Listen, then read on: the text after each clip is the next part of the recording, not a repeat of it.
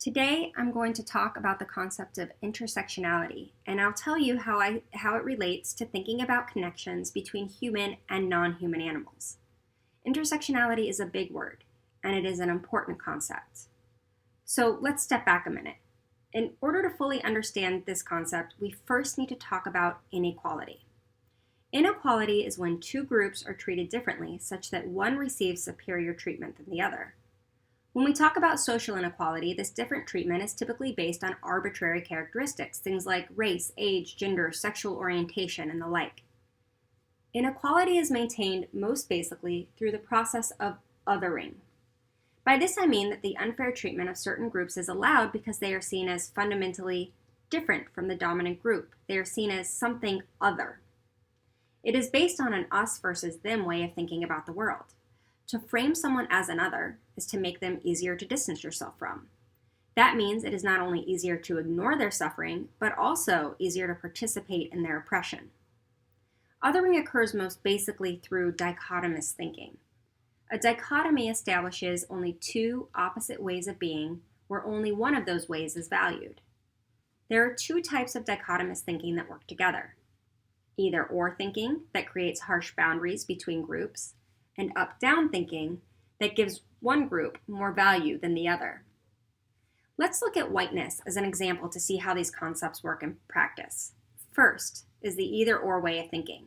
This says that you are either white or you are not white. While there are actually many culturally established races and ethnicities, people who are not seen as white get easily lumped into the people of color category, as if everyone in this category is the same simply because they lack the characteristic of whiteness. This is why Barack Obama, who has one white parent and one black parent, was not touted as the United States' first biracial president, but rather as the first black president. Dichotomous thinking also relies on up-down thinking, where one group is seen as better than the other. When it comes to race, this up-down thinking positions whiteness as the privileged racial category. That is why, until Barack Obama, every single president the United States has had has been white and male and heterosexual and Christian. Those are the socially privileged positions. Inequality is the basis of all oppression. The group on top uses this inequality to justify unfair treatment. They support this by asserting that the other group is flawed in some way, is immoral, or has some type of innate qualities that make them less than the group on top. Over time, these sentiments become ingrained into culture so that we don't even notice that we're enforcing this inequality. We can say that these inequalities become institutionalized. This means that these inequalities are supported by institutions like our education system, the healthcare system, politics, and more. This is what people are referring to when they say things like racism and sexism are systemic. The concept of intersectionality is very helpful for better understanding how inequality works. The phrase was originally used by the legal scholar Kimberly Crenshaw to discuss how Black women have unique experiences of both racism and sexism. She was highlighting that Black women experience racism in a different way than Black men experience it because Black women also have to contend with the impact of sexism at the same time. They are not just seen as being Black, but as being Black women. Similarly, Black women experience sexism differently than white women do. They are not simply seen as being women, they are seen as being Black women. The concept of intersectionality is helpful for better understanding how inequality works because it shows how multiple types of inequality work together at the same time. It describes the way in which different forms of oppression can simultaneously impact a disadvantaged group. The effects of oppression are not additive. For example, a person is not predictably disadvantaged by being poor, being a person of color, and being a woman. Rather, all these experiences come together at the same time in a unique way. Here's one way we can think of it. We all have traits that might lead us to experience inequality and privilege at the same time. For example, think of your race or ethnicity, your gender, your age, your sexual orientation, your level of education, how much money you have. These are all traits that might give you some privilege or might cause you to experience disadvantage. Your experiences in life are uniquely impacted by all of these factors at the same time. And you experience this in a way no one else experiences because of the context of the different situations you find yourself in your life. Now, imagine these traits, like your gender or level of education, were colors. In the past, people thought of inequality in this way.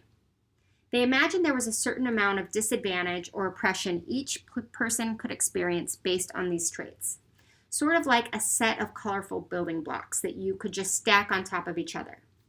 Using this model, the assumption was that anyone who was Black would experience racism in the same way. Anyone who was homosexual would experience homophobia in the same way. But this is not actually how it works. Inequality works more like watercolors than like solid blocks of color. All the characteristics and experiences that might lead someone to experience inequality bleed together to form a unique experience for that person. A woman who is Black and a man who is Black experience racism differently because their gender influences how they experience racism. Further, the setting in which a person is experiencing these things acts like a filter over all of this and will impact these experiences so that personal experiences are uniquely colored by multiple types of oppressions, privileges, and settings all at the same time. So why is this so important to understand? Because it means that you cannot simply erase one type of inequality and expect it to radically change the way inequality impacts individuals. Different types of oppression are tied together for individual people and within broader society. You can't simply erase one type of oppression without working to fix other oppressions.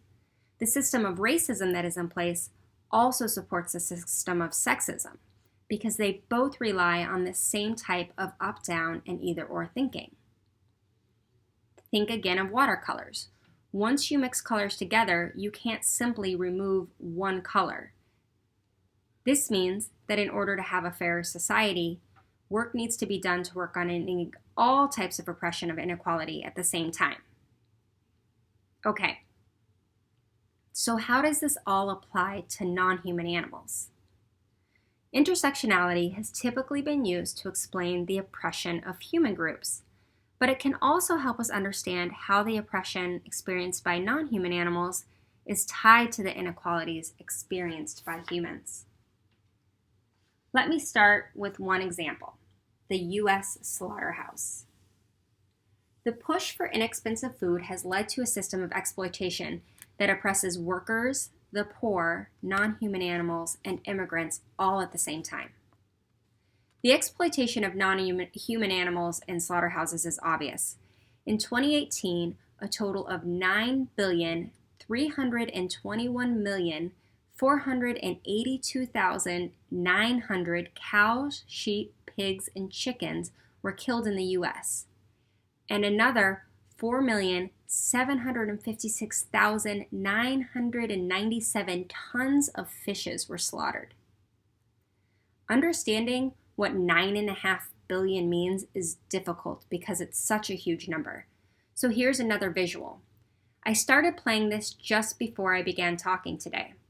This is how many non-human animals have been slaughtered during that time for food.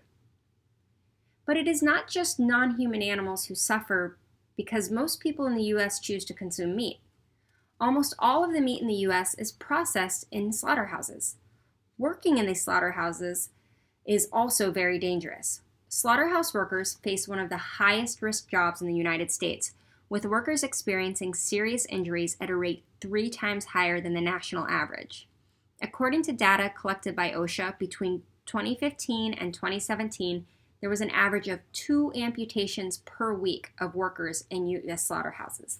Amputations included fingertips, fingers, hands, entire arms, and toes.